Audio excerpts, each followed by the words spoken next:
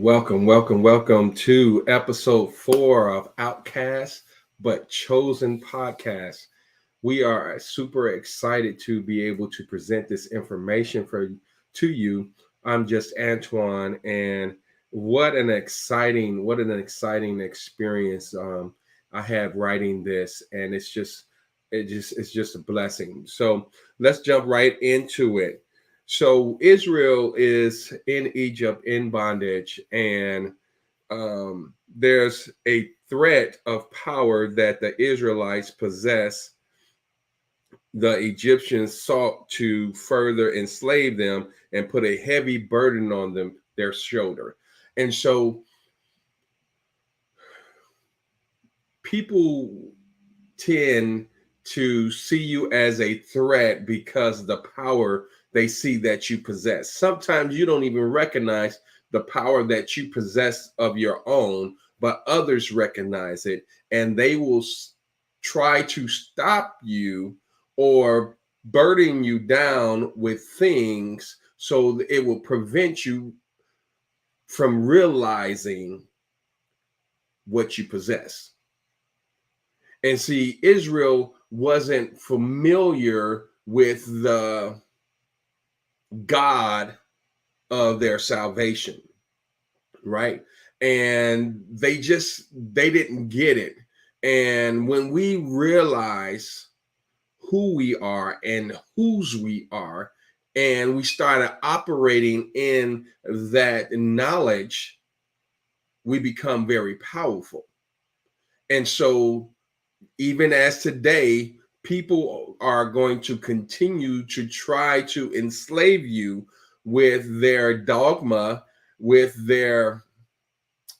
um, their ideology, with their denomination, with their theology, to keep you suppressed, right? And so we have to realize that we're outcasts, but we're chosen. And because we're chosen, that we don't need to be enslaved. We can walk around free from the bondage that people will try to put on us because they recognize the power that we possess. So just like the Egyptians recognized the power that the Israelites possess. And my thought is here, what burden has been placed on you because of the favor that rests on your life? There's some favor that rests on your life. And so people have put burdens on you because of that favor. And so we just have to recognize, and sometimes we just have to ask God, what is it? Show me the burdens that I allow others. Notice what I said. I allow others to place on me so that I can rid myself of those and be as free as you would like me to be. For who the Son set free is free indeed.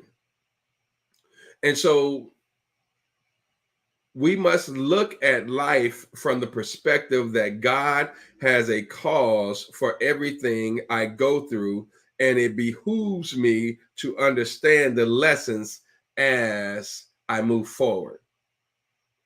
I need to understand, God, what are you doing? You allow these burdens to come into my life for a reason. You wanted me to experience some things, okay? And so you're going to turn it around and work it together for my good, but you want to also bring me out. So let me not despise what I've been through. Let me recognize what I've been through. Let me recognize the burden, right? So that I can experience the freedom even better. And then I can go and recognize the bondage on others and help them come out as well. So God raised up Moses because he heard the cry of his people. And I love that. I love that because God sends people in our lives when we cry out because of the burdens that we have, the things that we we just can't deliver ourselves from, God hears us and he answers us by putting particular people in our lives. So Moses was the answer to the cry of the Israelites because of the burdens that they were under. Who is answering your cry? God is answering your cry, but who is he sending in a response to your cry? Let's not neglect the people that God has sent to answer our prayers, our cry unto him, to bring deliverance into our lives. My last point for this podcast: don't ever doubt for a second that God, the God of the universe, doesn't hear your cry of destitution and concern. Don't ever doubt that. His ear is always open to your cry. And guess what? He's going to answer. There are some people that want to help you, but can't help you, right? There are some people that can help you, but don't want to help you and won't help you.